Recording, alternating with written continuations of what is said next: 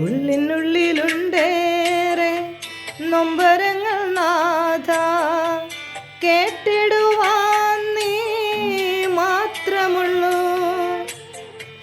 ഏറെ നാളായി മനസ്സിൻ്റെ കോണിൽ മാറാതെ നേരിടും വേദനകൾ വന്നിടു കേൾക്കുവാനായേശുവേ.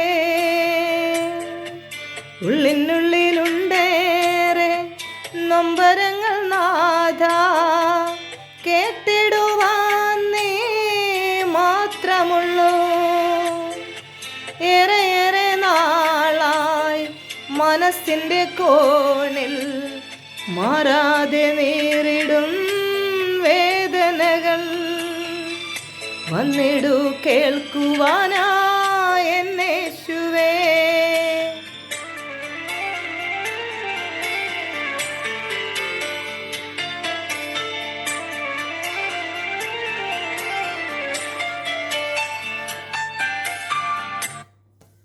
വാത്സല്യ സഹോദരങ്ങളെ, ഓരോ മനുഷ്യൻ്റെ ജീവിതത്തിലും പറഞ്ഞാൽ തീരാത്ത കണ്ണുനീരിൻ്റെ കഥകളുണ്ടാകും. ആത്മാർത്ഥമായി സ്നേഹിച്ചതുകൊണ്ട് ജീവിതത്തിൽ ചതിക്കപ്പെട്ടവരായി, വഞ്ചിക്കപ്പെട്ടവരായി, പലപ്പോഴും ജീവിതത്തിൽ ഒത്തിരിയേറെ കഷ്ടതകളും നിന്ദകളും പ്രയാസങ്ങളും ഞെരുക്കങ്ങളും അനുഭവിക്കാത്ത ആരും തന്നെ ഈ ഭൂമിയിലുണ്ടാകത്തില്ല. സ്തോത്രം, ഹല്ലേലൂയ. എന്നാൽ നമ്മുടെ കണ്ണുനീര്, ഹല്ലേലൂയ, നമ്മുടെ സങ്കടങ്ങൾ, ഇതെല്ലാം പറയുവാൻ നമുക്ക് ഒരിടമുണ്ട്, യേശുപ്പച്ചൻ്റെ സന്നിധിയിൽ.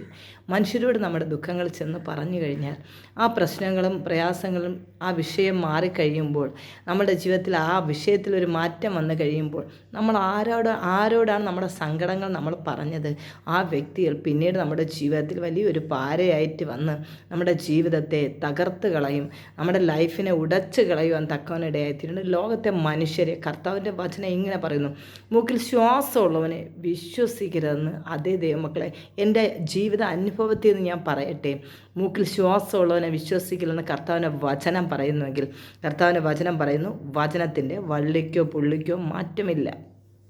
അത് എല്ലാം ആമേൻ ആമേൻ, അങ്ങനെ തന്നെ സംഭവിക്കും. അങ്ങനെ തന്നെയാണ്.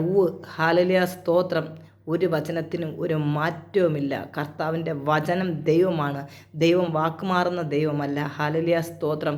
അതുകൊണ്ട് നമ്മുടെ വേദനകൾ എന്നും അത് നമ്മുടെ സ്വന്തമാണ്. നമ്മുടെ സങ്കടങ്ങളും വേദനകളും ഇല്ലായ്മകളും മറ്റുള്ളവരോട് നമ്മൾ പറയുമ്പോൾ അതവർ വെറുതെ കേട്ടിരുന്ന് ഒരു കഥ കേട്ട് സന്തോഷിക്കുന്ന ഒരു ലാഘവത്തോടെ അവരത് കേൾക്കുകയും പിന്നത്തേൽ നമുക്ക് അവർ തന്നെ ഒരു പാരയായിട്ട് വരികയും ചെയ്യണം. നമ്മളെ സങ്കടങ്ങളെല്ലാം ദൈവത്തോട് നമുക്ക് പറയാം. നമ്മുടെ ഉള്ളിൻ്റെ ഉള്ളിൽ ഒരുപാട് വേദനകൾ, ഒരുപാട് സങ്കടങ്ങളുണ്ട്. ഹല്ലേലൂയ, സ്തോത്രം. ഇന്ന് പകൽക്കാലം സങ്കടങ്ങളെല്ലാം അപ്പൻ്റെ ചുമലിലേക്ക് ഇറക്കി വയ്ക്കാം.